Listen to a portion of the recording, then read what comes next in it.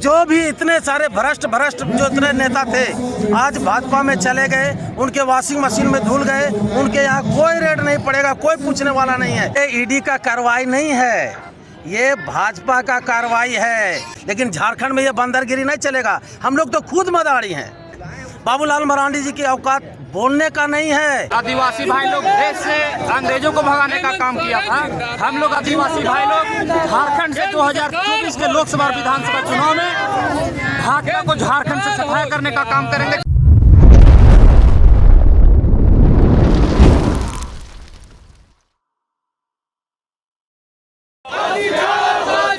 नरेंद्र मोदी होश में आओ, नरेंद्र मोदी होश में आओ, नरेंद्र मोदी होश में आओ।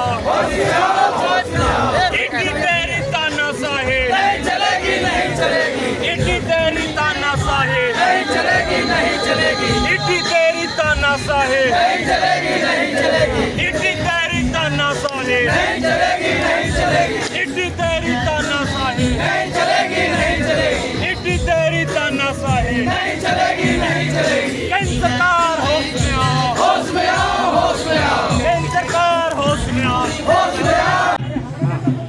राज्य के युवा यशस्वी और लोकप्रिय मुख्यमंत्री जो हमारे हैं, पूरे झारखंड में बहुत ही बेहतर काम कर रहे हैं। आप लोग देखे होंगे कि विभिन्न योजनाओं से झारखंड को लाभान्वित करने का काम किए हैं, चाहे वो बुजुर्ग हो, युवा हो, चाहे बच्ची लोग हो या स्टूडेंट हो। लेकिन केंद्र सरकार को झारखंड का जो अभी विकास के राह पे झारखंड जो चल रहा है हेमंत सोरेन जी को नेतृत्व में, केंद्र सरकार को ये पच ही नहीं रहा है। और आए दिन केंद्र सरकार के विभिन्न एजेंसियों के द्वारा पूरे भारतवर्ष में जितने भी विपक्ष के लीडर हैं उनको प्रताड़ित किया जा रहा है। अभी झारखंड में अभी आप देख रहे हैं कि हमारे युवा यशस्वी लोकप्रिय मुख्यमंत्री जो हैं उनको ईडी के द्वारा बेवजह को परेशान किया जा रहा है। हम लोग आपके माध्यम से ये केंद्र सरकार को चुनौती देने आए हैं कि अगर ये रवैया उनका रहा तो झारखंड में 14 लोकसभा सीट और 81 विधानसभा सीट में उनका हम लोग ईंट से ईंट बजा देंगे और पूर्ण बहुमत की सरकार हम लोग झारखंड के एक सम्मानित 3.5 करोड़ जनता के आशीर्वाद से हम लोग पुनः सरकार बनाएंगे। विधानसभा का भी और लोकसभा में 14 में से 4 सीट उनको नहीं आएगा। अगर ये स्थिति बनी रही, आखिर क्यों एक आदिवासी मुख्यमंत्री को परेशान किया जा रहा है? बिहार में देखिए, जहाँ आप देखिएगा तो जो लोग हैं, क्योंकि भाजपा के पास ऐसा वॉशिंग मशीन है कि चाहे हेमंत बिस्वा जी हो, चाहे जो भी इतने सारे भ्रष्ट जो इतने नेता थे आज भाजपा में चले गए, उनके वॉशिंग मशीन में धुल गए। उनके यहाँ कोई रेड नहीं पड़ेगा, कोई पूछने वाला नहीं है। अभी देखिए मध्य प्रदेश में इतने भ्रष्ट नेता को मुख्यमंत्री बना दिया गया। अभी इतना घोटाला हुआ, रघुवर दास जी इतने घोटाला किए, कहीं कोई बात नहीं है, किसी पर कोई ईडी का कोई मामला नहीं है, न कोई सीबीआई आएगा, नहीं इनकम टैक्स डिपार्टमेंट आएगा। लेकिन एक युवा मुख्यमंत्री जो काम कर रहे हैं हेमंत सोरेन जी, इनको रोज के रोज प्रताड़ित किया जा रहा है। चुनाव नजदीक है और ईडी की कार्रवाई को कैसे देखते हैं? देखिए, ये ईडी का कार्रवाई नहीं है, ये भाजपा का कार्रवाई है।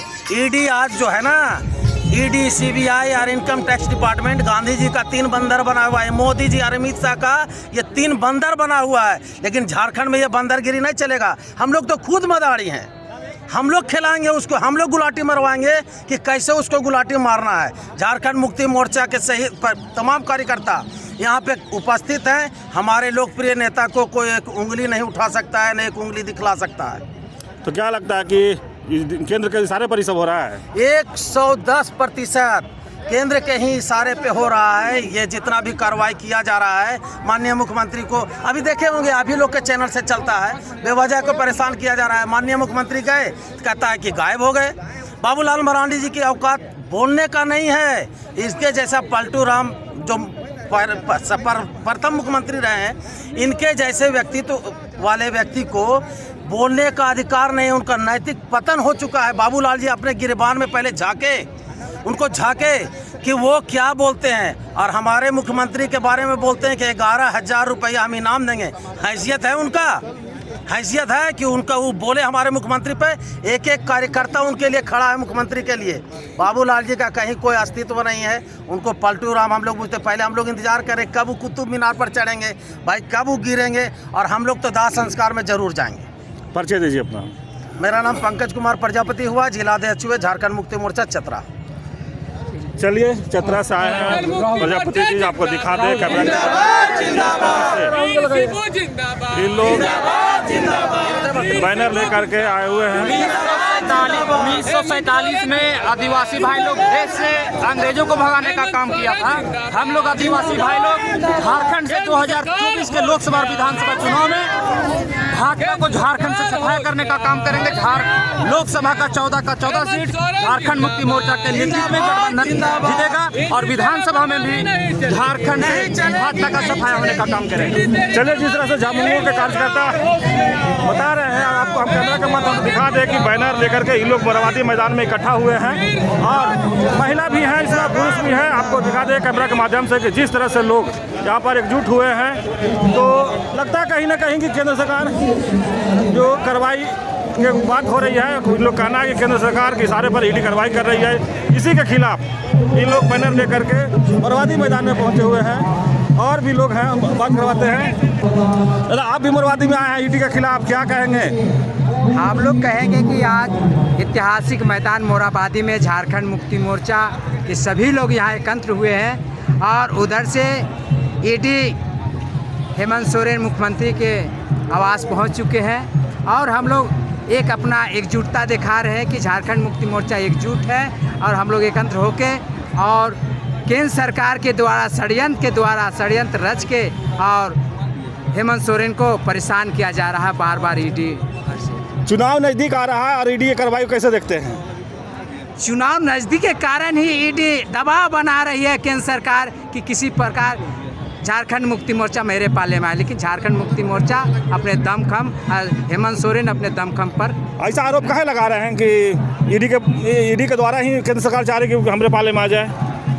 इसलिए कि देख रहे पूरे हिंदुस्तान देख रही है, जहाँ जहाँ बीजेपी की सरकार नहीं रही वो अपने सरकार कर लिया, उस तरह के झारखंड को सोच रही करने का। तो झारखंड इतना हेमंत सोरेन कोई बच्चा नहीं है कि उनके कहे अनुसार चल जाए। परिचय कर देंगे। रामशरण विश्वकर्मा, रांची महानगर के। चलिए, झामुमो कार्यकर्ता कितना दृढ़ संकल्प से बात कर रहे हैं कि हेमंत सोरेन बच्चे नहीं हैं। और भी हम आपको दिखा दें कैमरा के माध्यम से कि जिस तरह भी जो दिख रहा है आपको, जिस तरह से शिबू सोरेन का फोटो लगा हुआ, झंडा लिए हुए लोग यहाँ पर आए हुए हैं और देख रहे हैं ये लोग अपने तीर धनुष हथियार के साथ ये लोग यहाँ पर आए हुए हैं।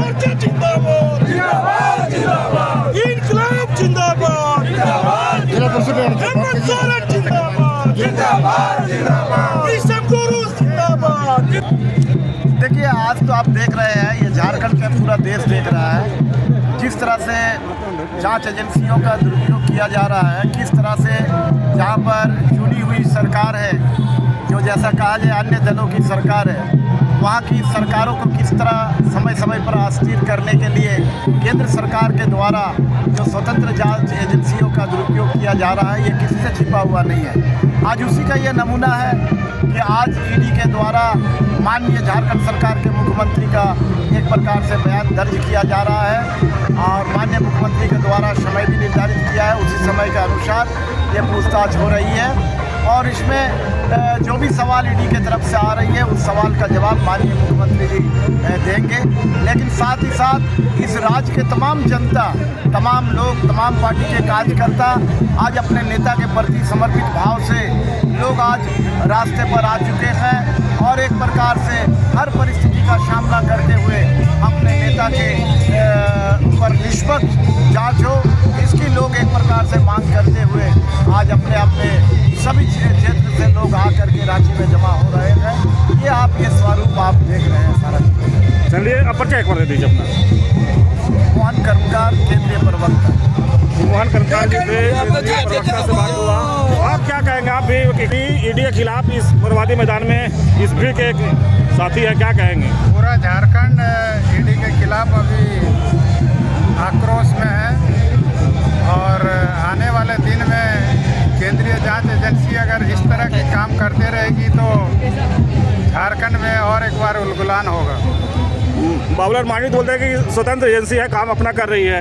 आप लोग केंद्र पर आरोप लगा रहे हैं। स्वतंत्र एजेंसी है तो खाली जहाँ बीजेपी की सरकार नहीं है वहीं पर जांच हो रही है। इसमें साफ नज़र आता है कि स्वतंत्र किस तरह का स्वतंत्रता है। परिचय कर दीजिए।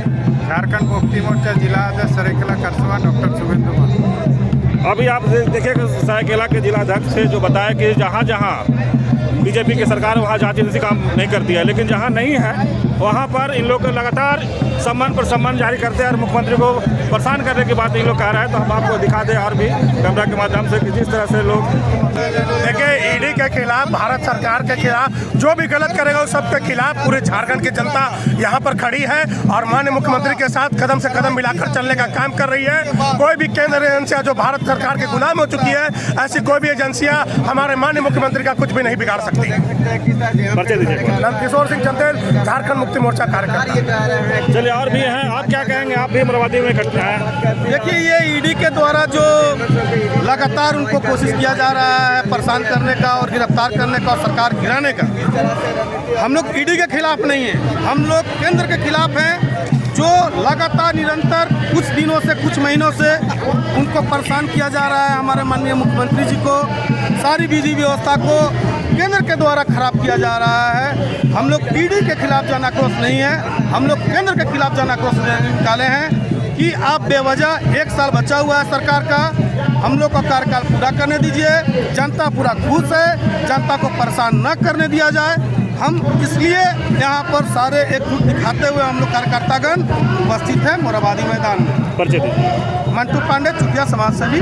23 तारीख को सभी जिलों में मशाल जुलूस और 28 से लेकर 31 तारीख तक वहाँ ऐतिहासिक मोराबादी मैदान में जमा होकर के और राजभवन तक का आक्रोश मार्च।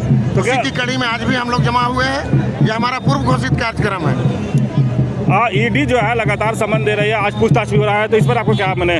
देखिए, अगर संवैधानिक तरीके से पूछताछ करती है ईडी तो हम कोई विरोध नहीं कर रहे हैं, लेकिन भारतीय जनता पार्टी के इशारे पर ये जो संवैधानिक संस्थाएं हैं उनका दुरुपयोग करके और इन्हें अलग अलग निर्देश जारी करके और एक गैर भाजपा शासित राज्य झारखंड के मुखिया को प्रताड़ित करने का और अपमानित करने का जो साजिश किया जा रहा है, हम उसका विरोध कर रहे हैं। और आपने देखा होगा कि जब माननीय मुख्यमंत्री ने 29 तारीख को लिखित रूप से दे दिया कि हम 31 तारीख को आपसे मिलेंगे और आपकी बातों को सुनेंगे और अपनी बातों को रखेंगे, लेकिन क्या वजह है? क्या संवैधानिक तरीके से ईडी वाले दिल्ली के आवास में उनका दबिश दिए?